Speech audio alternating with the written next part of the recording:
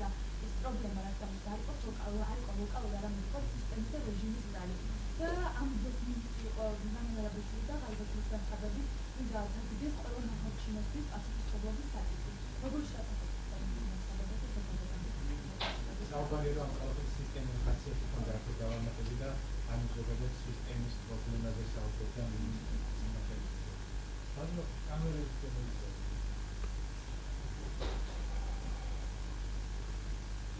მე ვიტყვი ასე ვარაუდი და მე ვფიქრობ საკმაოდ საფუძვლიანი იმისა რომ ეს მართლაც იყო სისტემის პრობლემა და ეს იყო იმ რეჟიმის მოქმედების წესიდან გამომდინარე მაქვს მეც თუმცა დავამატებ იმას რომ ამას ყველაფერს სჭირდება ჯერ კიდევ დამტკიცება ანუ სრულად უნდა იქნეს დანახული რეჟიმის მოქმედების წესი. ჩვენ ხომ სამწუხაროდ ვიყავით ისეთ ვითარებაში, როდესაც არსებობდა კანონები, მთელი რიგი კარგი კანონები, მაგრამ იყო მოქმედებები, რომლებიც არ შეესაბამებოდა ამ კანონებს. ეს ქმნიდა პრობლემას. ანუ პრობლემას ორი საფუძველი აქვს. ერთი არასწორი საკანონმდებლო ბაზა, ანუ არასწორად უსამართლოდ მოწესრიგებული რაღაც სფეროები. მეორე პრობლემა არის, როდესაც არსებობს თქვათ მოწესრიგებული სამართლიანი სისტემა, მაგრამ ხელისუფლება მოქმედებს არა ამ სისტემის შესაბამისად, არამედ მოქმედებს თავისი დაუწერელი წესებით. ახლა ასეთი სამალავები თუ შექმნილია ხელისუფლების მიერ, ცხადია ეს იყო უკანონო მოქმედება. მაგრამ უნდა იქნეს დადგენილი რა მიზნით იქმნებოდა, ვინ ქმნიდა, იმიტომ რომ თეორიულად თქვენს და მეც შეგვიძლია წავიდეთ, ეხლა რაღაც სამალავი გავაკეთოთ, რაღაცა გზებით, მე არ ვიცი როგორით, მაგრამ არის ხალხი ვინც იცის. მოვიპოვოთ, თქვათ, იარაღი, ასაფეთქებელი ნივთიერები წავიღოთ და ჩავალაგოთ ამ სამალავში და შევინახოთ. ეს ჩვენ ვიქნებით დამნაშავეები, ბუნებრივია თუ ამას გავაკეთებ და კანონი დაგვსჯის. მაგრამ თუ ამას აკეთებს ხელისუფლების ცალკეული წარმომადგენელი არასისტემურად, ასევე ისიც იქნება დამნაშავე და თავად სისტემა დასჯის. მაგრამ თუ ეს კეთდება სისტემურად, თუ ამას ქმნის რეჟიმი, აი მე ვარ მინისტრი, თქვენ ხართ მეორე მინისტრი, ის არის პოლიციის უფროსი, ჩემი ბრძანები, ჩემი განკარგულებით ვაკეთებთ ამას, ქმნით ქსელს, არის რაღაცა წრე ადამიანებისა, ვინც იცის ამის შესახებ, შესაძლოა რაღაც ინსტრუქციებიც არსებობს, რომ ეს იქნეს გამოყენებული ამ შემთხვევაში და ამ პირის ბრძანებით, ეს უკვე სისტემური დანაშაულია და ამაში უკვე დამნაშავე არის ხელისუფლება თლიანად არა ცალკეული თანამდებობის მიერ. ანუ ეს საკითხია გასაკვირი. ის, როდესაც აღმოჩნდება ასეთი სამალავი და ეს ხდება ცნობილი საზოგადოებისათვის, ეს არის მანიშნებელი იმაზე, რომ შესაძლოა ასეთ სისტემურ დანაშაულთან კონდეს საქმე. და ეს უნდა იქნეს ასე გამოძიებული. თორემ, ეხლა თქვენი სახლის სარდაფში თუ იპოვეს თქვა სამიცალი ავტომატი, აქ ეჭვი არ გაუჩნდება ვინმეს, რომ ეს სისტემური ხასიათის არის და რაღაცა ფართო ქსელთან გვაქვს საქმე. მე მეგონი გასაგებად თქვი.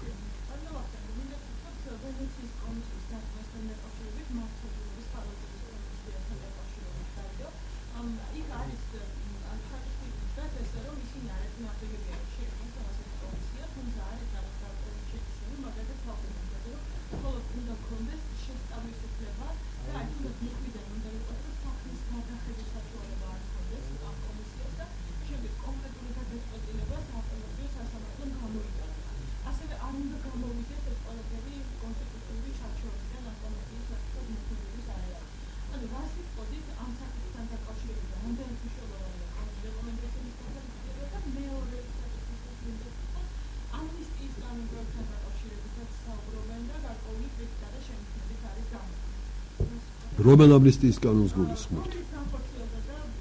არის ხომ უკვე იყო ნათქვამი, ანუ ახლა ახალი ხო, შეიძლება. მე ჯერჯერობით არ წამიკითხავს ვენეციის კომისიის დასკვნა, რომ სხვა უფრო სასწავლო საქმეებით გახდით დაკავებული. თავად ამ მართლმსაჯულების ხარვეზების გამოვლინებელი კომისიის კანონპროექტის თაობაზე მე თვითონ არც ამ კანონპროექტის შემუშავებაში არ მონაწილეობდი, ველოდები მის შემოსვლას პარლამენტში და უკვე მერე ვიმსჯელებ ამაზე, მაგრამ რაც ვიცი ამის თაობაზე ნამდვილად შემიძლია გითხრათ. ის კანონპროექტი, რომელიც არის მომზადებული და მის უკვე პარლამენტში განხილვამდე ჯერ კიდევ რიგ დებულებებში ჯერ კიდევ შევა ცვლილებები, ეს არ ითვალისწინებდა იმას, რომ ამ კომისიას გადაესინჯა სასამართლოს გადაწყვეტილებები და გამოეტანა ახალი გადაწყვეტილება, ანუ გაეუქმებინა და თავად მიიღო გადაწყვეტილება. არა. ამ კომისიას სასამართლოს გადაწყვეტილებების ანალიზის საფუძველზე მხოლოდ ის უნდა დაედგინა, იყო თუ არა დარღვევები თავად გადაწყვეტილებების მიღების პროცესში. ანუ იყო თუ არა ისეთი გარემოებები, რომელთა გათვალისწინების შემთხვევაში სასამართლოს შესაძლოა მიეღოს სხვაგვარი გადაწყვეტილება. და თუ ეს კომისია დაადგენდა, რომ ასეთი რამ იყო მომხდარი კონკრეტულ საქმესთან დაკავშირებით, მაშინ ის ამას დაწერდა თავის დასკვნაში და ეს უკვე მიჩნეული უნდა იქნეს ახლად გამოვლენილ გარემოებად, რის საფუძველზეც სასამართლომ და არა კომისია თავიდან უნდა განიხილოს ეს საქმე. ანუ სასამართლოს არც ერთი გადაწყვეტილება არ გაუქმდება თავად ამ კომისიის მიერ. ეს კომისია არანაირ ახალ გადაწყვეტილებას არ მიიღებს. ეს კომისია იტყვის მხოლოდ იმას, რომ აი ეს რაც იყო ჩამონათვალეთ ანი ბანი განი ამას ჩამოწერს, წარმოადგენს ახლად გამოვლენილ გარემოებას და მერე უკვე სასამართლომ უნდა განიხილოს ხელახლა საქმე. მაგალითისთვის გეტყვით. თქვათ სასამართლომ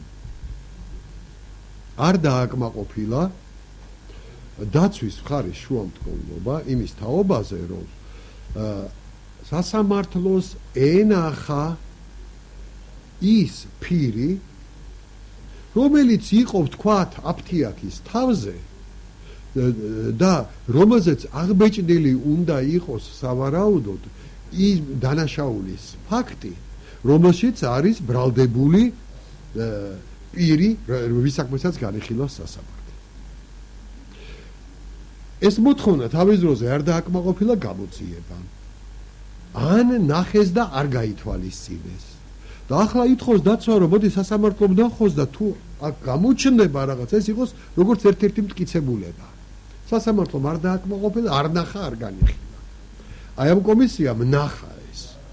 და ნახა, რომ ამ ფირზე რაც არის აღბეჭდილი, ამის ნახვა და ამის გათვალისწინება სასამართლოს მიერ ცვლის მთლიანად სურათს და იმ დასკვნას, რომელიც სასამართლომ უნდა გამოიტანოს. აი კომისია იტყვის, რომ ეს არის ახლად გამოვლენილი გარემოება. აი ეს არის, ამიტომ თქმა იმისა, რომ ეს კომისია ცდილობს რაღაც შეცვალოს სასამართლოს გადაწყვეტილებები და ჩაანაცვლოს სასამართლო, ეს ასე არც პროექტში წერია. ამის განზრახვა არც არავის ქონია და ძალიან კარგად გვესმის, რომ ამის გაკეთება არ შეიძლება. არ შეიძლება პარალელური სასამართლოს შექმნა. არ შეიძლება სპეციალური სასამართლოების შექმნა. ეს კარგად ვიცი და ამის გაკეთებას ნამდვილად არ ვაპირებთ.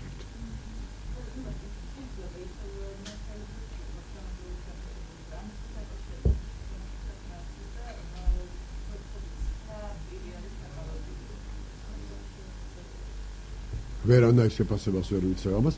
მე ამ შემთხვევაში არ ვიცი უფრო მეტი, ვიდრე იცით თქვენ და არც მევალება ვიცოდე უფრო მეტი, იმიტომ რომ ეს არის გამოძიების საქმე უნდა იქნეს გამოძიებული. ახლა უკვე გამოძიების ხელოვნებაზეა დამოკიდებულად პროფესიონალიზმზეა დამოკიდებული, რამდენად შეძლებენ სრულად შეისწავლონ და გამოიკვლიონ, გამოიძიონ ეს საკითხი. ისე ვიმეორებ, ეს არის ერთი ლოკალური შემთხვევა, თუ ეს არის სისტემური რაღაც სისტემის ნაწილი, ამის გარკვევა არის ძალიან მნიშვნელოვანი იმისათვის, რომ რაიმე ძიმე შედეგი არ მოყვეს, თქვათ, სისტემის ამუშავებას, თუ ეს მოხდა და შემდგომისთვისაც პრევენცია იქნეს გაკეთებული, რომ მსგავსი რამ თუ იმეს თავში მოუვა, იცოდეს, რომ ამის გამო დაისჭება.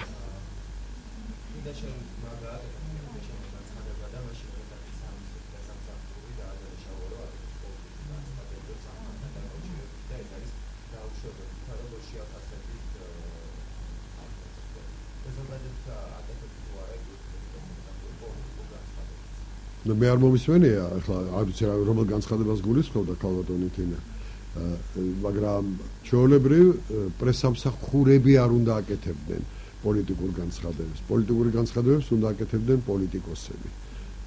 პრესამსახურები უნდა იძლეოდნენ მაქსიმალურად ობიექტურ ინფორმაციას. დიახ.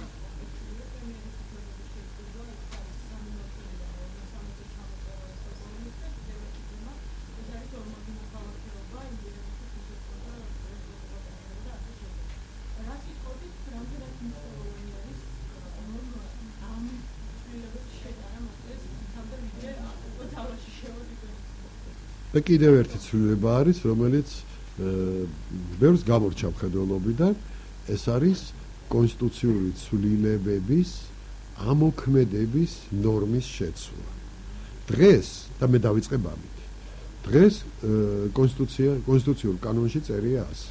2010 წელს რომ იქნა მიღებული ბევრი ცვლილება კონსტიტუციაში, რომლებიც უნდა ამოქმედდეს აი ახლა პრეზიდენტის არჩევნების მერე. აი იქ წერია ასე. ეს კანონი ამოქმედდეს 2013 წლის ოქტომბრის მორიგი საპრეზიდენტო არჩევნების შედეგად არჩეული პრეზიდენტის მიერ ფიცის დადების მომენტიდან. მიაქციეთ ყურადღება. 2013 წლის ოქტომბრის მორიგი საპრეზიდენტო არჩევნები. ესე იგი ეს ცვლილებები ამოქმედებოდა მხოლოდ ის შემთხვევაში, თუ ის გაიმართებოდა, თუ არჩევნები გაიმართებოდა 2013 წელს ოქტომბერში და მესამე პირობა, თუ ეს იქნებოდა მორიგი არჩევნები. ანუ თუ 2013 წლის ოქტომბრამდე პრეზიდენტი გადადგა თანამდებობიდან, ან სხვა მიზეზით შეუწყდა უფლებამოსილება, ასეთი მიზეზი შესაძლოა იყოს 3. გადადგომა, მისი გადაყენება თანამდებობიდან იმპიჩმენტის წესით და მესამე გარდაცვალება. თუ ერთ-ერთი ამ მიზეზით ვადამდე შეუწყდებოდა პრეზიდენტს უფლებამოსილება, არც ერთი ეს ცვლილება ვეღარ ამოქმედებოდა. ამიტომ ჩვენ ახლა აი ცვლილებების ინიციირება რომ გავაკეთეთ, ამ ფორმულიდან რაც მე წაგიკითხეთ, ამ ნორმიდან ამოვიღეთ ვიღებთ ორ სიტყვას. ოქტომბრის მორიგი. ოქტომბრის მორიგი, გეტყვით. ანუ წერთ, ამოქმედდეს 2013 წლის საპრეზიდენტო არჩევნების შედეგად არჩეული პრეზიდენტის მიერ ფიცის დადების მომენტიდან. იქნება მორიგი თუ არ იქნება მორიგი, იქნება ოქტომბრის თუ იქნება სექტემბრის, ამას მნიშვნელობა აღარ იქნება. ეს არის გარკვეულწილად თავის დაზღვევა.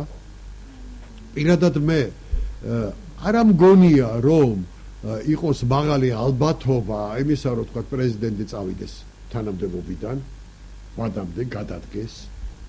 ჩვენ არ ვაპირებთ თქვა იმპიჩმენტის გამოცხადებას, ეს კიდე ცალკე პრობლემებთან არის დაკავშირებული, გარდაცვალებას მე მგონი არ აპირებს. ასე რომ უფლებამოსილების ვადამდე შეწყვეტის ალბათობა არის ძალიან მცირე. მაგრამ ეს ალბათობა ხომ არ არის ნულის ტოლი. რომ ყოველთვის არსებობს შესაძლებლობა მოულოდნელად რაღაცა მოხდეს. აგერ ამ წუთას მე აქ შეიძლება დამარტყას ინფარქტი და მოვკვდე. ხო?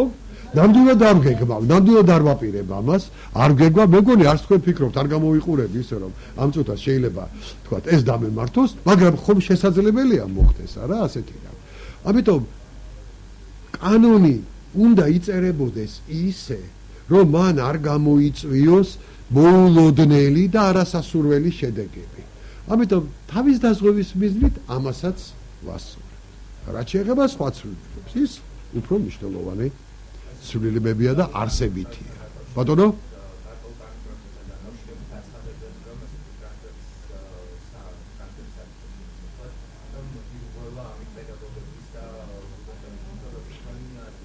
მაბატონო, რომ ჯერ კითხვა იყო კონსტიტუციასთან დაკავშირებით და იმ კითხვას აღარ გავცე პასუხი? მაშინ დამასრულებინეთ და მერე დასვით შეკითხვა. ეს არის პრობლემა. ხო, სხვადასხვა საერთო პრობლემაზე, რასაც ახლა ვსაუბრობთ. ეს ახლა კი არ უთქვამს ვინმეს და ახალი აღმოჩენა კი არ არის საკეთებელი. ჯერ კიდევ 2010 წელს მეც მაქვს ნათქვამი ამის თაობაზე და სხვებსაც აქვთ ნათქვამი. ნუ, მაგრამ მაგას თავი დავარებოთ. მეორე არის ასეთი რა. ახლა უნდა ამოქმედდეს მუხლი, რომლის ნომერიც არის, აი პრეზიდენტის არჩევნების მერე, რომლის ნომერიც არის 81 პრიმა. ეს არის ნორმა, რომლის თაობაზეც ასევე არაერთ კონსტიტუციონალისტს უთქვამს, დაუწერია. ეს არის ნორმა, რომლითაც მთავრობას შესაძლებლობა ეძლევა, ასე ხატოვნად თუ ვიტყვით, პარლამენტს გადაუგრიხოს ხოლმე ხელები. და მიაღებინოს ისეთი კანონი, რომლის მიღებაც პარლამენტს არ უნდა. თუ დეტალები გაინტერესებთ, დაგიხსნით რა მექანიზმით შეუძლია ამის გაკეთება. ეს არის მთავრობის მიერ დობის საკითხის დასმა მთავრობისთვის კონკრეტულ კანონ პროექტთან დაკავშირებით, რაც ნიშნავს შემდეგს. ან პარლამენტმა უნდა მიიღოს ის კანონი ყოველგვარი ცვლილების გარეშე, რომელიც უნდა მთავრობას და რომლის მიღებაც პარლამენტს მიაჩნია არასწორად, ან უარი თქვას ამ კანონის მიღებაზე და დადგეს დათხოვნის საფრთხის წინაშე. იმიტომ რომ თუ პარლამენტმა უარი თქვა იმ კანონის მიღებაზე, რომელიც მთავრობა მოითხოვა, რომ მე მინდა რომ ეს იყოს მიღებული, მაშინ პარლამენტმა 60%-იანი უმრავლესობით უნდა შექმნას ახალი მთავრობა. ხოლო თუ ვერ შექმნის ახალ მთავრობას, მაშინ ის კანონი მიღებულად ჩაითვლება. მიუხედავად იმისა, რომ პარლამენტმა ხმა არ მისცა და პრეზიდენტი დაითხოვს პარლამენტს. აი ხა წარმოიდგინეთ, მთავრობა უსვამს პარლამენტს ნდობის საკითხს რაღაც საშინელ კანონ პროექტთან დაკავშირებით. თუ პარლამენტს მიაჩნია, რომ საშინელია. და პარლამენტი დადგება და დაიწყებს ფიქრს, რა ვქნა. 60%-იანი უმრავლესობა არ აქვს. აი ამ წუთას ქართულ ოცნებას. არ აქვს 60%-იანი უმრავლესობა. 60% არის 90 ხმა. ქართული ოცნების კოალიციას პარლამენტში აქვს 86 ხმა. და სულ ყველა, ასე ვთქვათ, შეთანხმებულად ერთ პოზიციაზე რომ დადგეს, რომ შევცვალოთ ეს მთავრობა სხვა მთავრობით, ამ შემთხვევაშიც კი მას სჭირდება უმრავლესობაში არ მყოფი წევრების მხარდაჭერა. მაგრამ როგორ წარმოგიდგენიათ, ასეთი კოალიციური უმრავლესობა რამდენად მოახერხებს შეთანხმებას ახალ მთავრობაზე? ვინ იყოს პრემიერ-მინისტრი, ვინ იყო მინისტრები? ამიტომ ეს ნიშნავს იმას, რომ 60%-იანი უმრავლესობის მიღწევა თითქმის შეუძლებლის სფეროში ხდება. და მაშინ პარლამენტს დასჭირდება ფიქრი. რა როგორ მოიქცეს? იყოს დამჯერი უპრინციპო ბავშვი მთავრობის ხელში და რაც მთავრობას მოუნდება ყველაფერი უმტკიცოს და ასე ხდებოდა. გაიხსენეთ წინა პარლამენტის დროს, ანდა დადგეს პრინციპულ პოზიციაზე, მაგრამ სამაგიეროდ კანონის მიღებულად ჩაითვალოს და პარლამენტის დათხოვნილად. აი ამ ნორმას ვაუქმებთ. გასაუქმებელია ეს ნორმა. მე ვფიქრობ, რომ აუცილებლად გასაუქმებელია. არაფერი ეს მუხლი უბრალოდ უქმდება. და სამაგიეროდ ვტოვებთ იმ მუხლს, რომელიც გაუქმდება პრეზიდენტის არჩევნების მერე. ეს არის მუხლი, რომლის თანახმად დღეს მას მერე რაც მთავრობა მიიღებს პარლამენტის ნდობას, პრემიერ-მინისტრს და პრეზიდენტს დღეს და ოქტომბრის შემდეგ მხოლოდ პრემიერ-მინისტრს უფლება აქვს შეცვალონ რამდენიმე მინისტრი.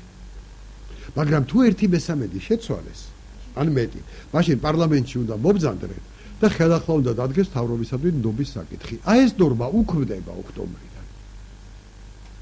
და ესე ხუმრობდით ხოლმე რომ მოხდება ასეო. მოვა პრემიერ-მინისტრი, მოიყვანს თავის მინისტრებს, პარლამენტში დაისვება მთავრობისადმი ნდობის საკითხი, პარლამენტს მოსწონს ეს შემადგენლობა, მიიღეს ნდობა. დაგვემშვიდობდნენ და დაიძრდნენ თბილისისკენ, ქუთაისიდან თბილისისკენ. და გზაზე შეჩერდა პრემიერ-მინისტრი ჯარგვალში, ამოიღო ქაღალდი და დაწერა ბრძანება. განთავისუფლდა თანამდებობიდან. ჩამოწერა ყველა მინისტრი, დაინიშნონ მინისტრებად. ჩამოწერა ახალი სახელი და გვარები და გააგრძელა გზა თბილისისკენ. მორჩა. პარლამენტი ვეღარაფერს ვერ იზამს. ნუ პარლამენტს გონია რომ აი ეს თავრობა შექმნა, მოსწონს ეს თავრობა და რომ დაიძინებს საღამოთი და დილით გაიღვიძებს, გაიგებს რომ თავრობა ეს კი არ ყოფილა, აი ეს ყოფილა თავრობა და ვერაფერს ვერ იზამს. თავს ვიზღვევთ გაუაზრებელი არასწორი მოქმედებისაგან. პარლამენტს აქვს ორი ძირითადი ფუნქცია. ეს არის საკანონმდებლო ფუნქცია, ანუ უნდა ქმნიდეს კანონებს და ერთმევა პარლამენტს ეს უფლება და უტოვებს პარლამენტს და მეორე პარლამენტს უნდა კონდეს მთავრობის საქმიანობის კონტროლის ფუნქცია. ეს არის მნიშვნელოვანი და ფაქტობრივად უკონტროლო ხდება. ამასაც ვტოვებთ. რომ გავაწონასწოროთ ხელისუფლების განშტოებების უფლებამოსილებები. მართალია, აქვე გეტყვით, რომ ეს არ არის ჯერ კიდევ სრული გაწონასწორება, კიდევ არაერთი ცვლილება იქნება შესატანი კონსტიტუციაში, მაგრამ მოდით ეს უკვე გავაკეთოთ დინჯად. 1 წლის განმავლობაში იმუშაოს სახელმწიფო საკონსტიტუციო კომისიამ, რომელიც ახლა შეიქმნება და უკვე 1 წლის თავზე ფართო საზოგადოებრივი განხილვების შემდეგ დავდოთ ისეთი მოდელი კონსტიტუციისა, რომელშიც იქნება სრული წონასწორობა ხელისუფლების განშტოებათა შორის, სადაც იქნება ურთიერთშეკავების, გაწონასწორების კონტროლის ქმედითი მექანიზმები და კონსტიტუციაში ცვლილების შეტანის ისეთი წესი დავადგინოთ, რომელიც არც ერთ პოლიტიკურ ძალას არ მისცემს შესაძლებლობას თავისი ასე ვთქვათ კონსტიტუციური ვნებები ძალიან სწრაფად დაიკმაყოფილოს. მაგრამ იმისაც რომ ეს ცვლილებები გაკეთდეს და არ იქცეს ეს ცვლილებები პოლიტიკური ვაჭრობის საგნად, საჭიროა რომ კონსტიტუციაში ცვლილების შეტანა კვლავ 2/3-ით შეიძლებოდეს და არა 3/4-ით, რომელიც ასევე უნდა ამოქმედდეს ოქტომბრის არჩევნების შემდეგ. ისე შეგიძლიათ შეამოწმოთ, გადახედოთ სოფლიოს ქვეყნებს და თქვენ სულ რაღაც 2/3 ქვეყანას თუ იპოვით, სადაც კონსტიტუციაში ცვლილება შეიტანება 3/4-ით. ასე არ კეთდება.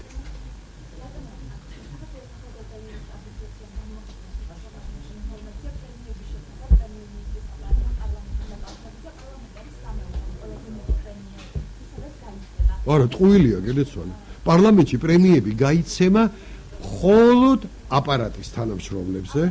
პარლამენტის არც ერთი წევრი პრემიას ახალი წლიდან მოყოლებული აღარ იღებს, გაუქმდა. ეს საპრემიო ფონდი აღარ არის. არის საპრემიო ფონდი აპარატის თანამშრომლებისთვის. კი ბატონო.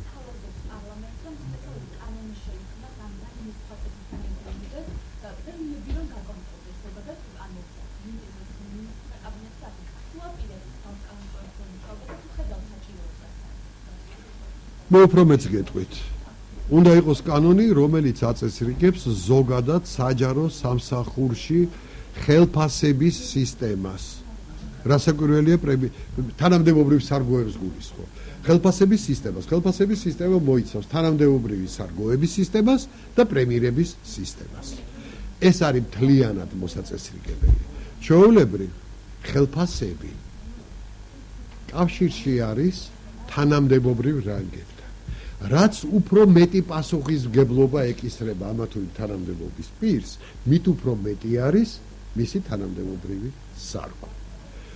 რაც შეეხება პრემიებს, ეს კიდევ ცალკე თემაა და აქ მე ჩემი მოსაზრება შემიძლია გითხრათ მარტო პრემიები არ უნდა ეძლეოდეთ სახელმწიფო პოლიტიკური თანამდებობის პირებს. ანუ იმ პირებს, ვისაც ირჩევს ხალხი, ეს არის პარლამენტის წევრები, ვისაც ირჩევს პარლამენტი, ეს არის მთავრობის წევრები, ეს არის პრეზიდენტი. მათ უნდა ქონდეთ საკმაოდ მაღალი ხელფასი, მაგრამ არა პრემია. ჩემი დრო, ისევე როგორც მინისტრის დრო, სამუშაო დრო, ეს არ არის ნორმირებული. მე არ მაქვს ის დასვენების დღეები, რომლებიც აქვთ, თქვათ, საჯარო მოხელეებს. მე სხვა რეჟიმში ვმუშაობ, ასევეა მინისტრიც. იქ სხვაგვარი რეჟიმი უნდა იყოს, რაც შეეხება მოხელეებს, აპარატის თანამშრომლებს. იქ მათ ზოგჯერ აქვთ ძალიან დიდი დატვირთვა. მათ აქვთ თავისი სამუშაო რეჟიმი და როცა მათ უწევთ ამ რეჟიმის დამატებით მუშაობა, უწევთ დიდი მოცულობის სამუშაო შესრულება, გათვალისწინებული უნდა იყოს სახალისების ფორმა პრემიის სახით. მაგრამ ესეც უნდა იყოს მოქცეული თავის ფარგლებში. მე გეტყვით, აი პარლამენტში დადგენილი გვაქვს ჩვენ. მაგალითისთვის გეტყვით. თქვათ, კომიტეტის აპარატის საპრემიო ფონდი არის ერთი კვარტლის განმავლობაში, ანუ 3 თვის განმავლობაში, 1 თვის სახელფასო ფონდი. ანუ ბატონო იგეგმება ესეც როგორც ბევრი სხვა რამ, მაგრამ არსებობს ხო ფიზიკური შესაძლებლობები, რომ კონკრეტულ დროში რაღაცა რამდენი შეიძლება გააკეთო. ჩვენ მუშაობთ ლამის 24 საათიანი რეჟიმით და აი რასაც ვასწრებთ, იმას ვაკეთებთ.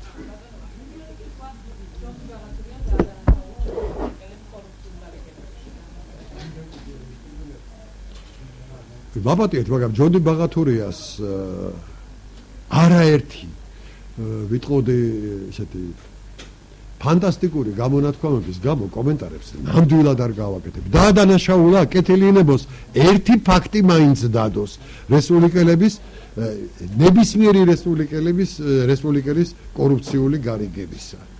ნუ ახლა ეცეთ რა ფანტაზიის სფეროზე მართლა ვერ ვიმშე. ვის წილებს ეხება არც ერთ რესპუბლიკას არ ვიცნობ, ვისაც სადმე რამე წილები ჰქონოდეს. მე არ ვიცნობ. თუ რამე იცის, გამოვიდა თქვას, რომ ვახტანგ ხმალაძეს აქვს ვაგონ შემკეთებელი ქარხანაც ამდენი პროცენტიანი წილი და ეს წილი მიიღო კორუფციული გარიგებით. იმიტომ რომ ხო შეიძლება თქვა მქონოდა პატიოსნად, ალალად შეძენილი. ახლა მე კი ვერ მექნებოდი და ფული არასოდეს არ მქონია, მაგრამ ხომ შეიძლება მქონოდა. და თუ არის თქვას ვის აქვს?